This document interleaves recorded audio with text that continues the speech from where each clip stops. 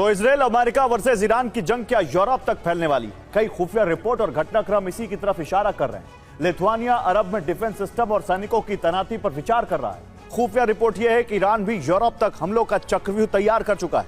America ने IRGC की जो बात इंटरसेप्ट की है उससे यह खुफिया जानकारी लीक हुई है। देखिए कैसे ईरान यूरोप तक हमलों की तैयारी कर रहा है और उसका पूरा ब्लूप्रिंट क्या है। लिथुआनिया के राष्ट्रपति गितानसद नौसेदा ने कहा है कि लिथुआनिया हालात का आंकलन कर रहा है। अमेरिका अगर लिथुआनिया से मदद मांगे तो डिफेंस सिस्टम अरब भेजे जाएंगे। इसके साथ ही सैनिकों को भी अरब भेजने के लिए लिथुआनिया तैयार। हालांकि अमेरिका ने अब तक किसी भी नाटो देश से आधिकारिक तौर पर मदद नहीं मांगी। न्यूयॉर्क टाइम्स की रिपोर्ट में दावा है कि ईरान अमेरिकी हमलों का बदला अमेरिका के यूरोपीय ठिकानों पर हमले करके ले सकता है। यूरोप के अंदर ईरानी प्रॉक्सी का बड़ा नेटवर्क है। यूरोप में वो गैंग सक्रिय किए जा सकते हैं जो IRGC से जुड़े हैं। अमेरिका ने IRGC अधिकारियों की बातचीत इंटरसेप्ट की है, जिससे पता लगा है कि ईरान यूरोपीय गैंग्स को सक्रिय कर रहा है। इनके जरिए हाइब्रिड हमले शुरू किए जा सकते हैं।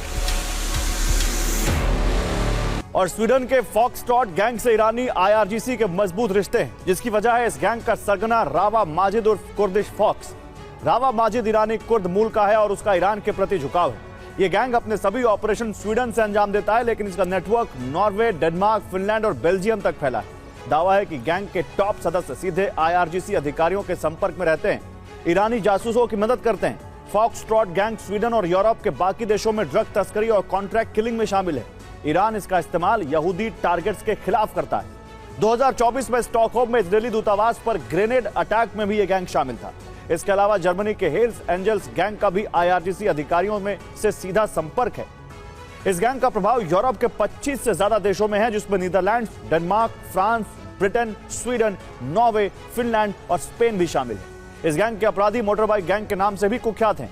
यही इनकी पहचान भी है। गैंग से टॉप सदस्य IRGC अधिकारियों के सीधे संपर्क में रहते हैं। 2021-22 में जर्मनी में इजरायल धार्मिक स्थलों पर हमले में इस गैंग का नाम सामने आ चुका है। जर्मनी के कुख्यात अबाउ चक्कर गिरोह से भी ईरानी सैन्य अधिकारियों के रिश्ते हैं। ये अरब मूल का क्रिमिनल गिरोह है। इसके सदस्य 1970-80 में लेबनान से जर्मनी आए थे, जिसके बाद हथियार तस्करी और कॉन्ट्रैक्ट किलिंग में शामिल हो गए। ईरानी अधिकारी यूरोप के सबसे खतरनाक और अमीर गैंग मोक्रो माफिया के संपर्क में है। इस गैंग की आपराधिक गतिविधियों का गढ़ नीदरलैंड्स और बेल्जियम है। इस गैंग को मोरक्को मूल के अपराधी चलाते हैं। इनकी नीदरलैंड्स और बेल्जियम के बंदरगाहों पर मजबूत पकड़ है। दावा है कि यहीं से ईरान हथियारों की तस्करी कर यूरोपीय गैंग्स को भिजवा रहा है। साथ ही अपने जासूसों को भी इन्हीं गैंग्स के जरिए यूरोप में भेज रहा है। इसके अलावा अल्बानिया और सर्बिया में ऐसे गैंग मौजूद हैं जो जाली दस्तावेज बनाने और अवैध विस्फोटक सप्लाई करने के किंग पिन हैं। ये गैंग्स भी IRGC के संपर्क में हैं और इनका इस्तेमाल ईरान अपने एजेंट्स के जाली यूरोपीय दस्तावेज बनाने और हमले करने के लिए विस्फोटक मुहैया करने के लिए कर सकता है।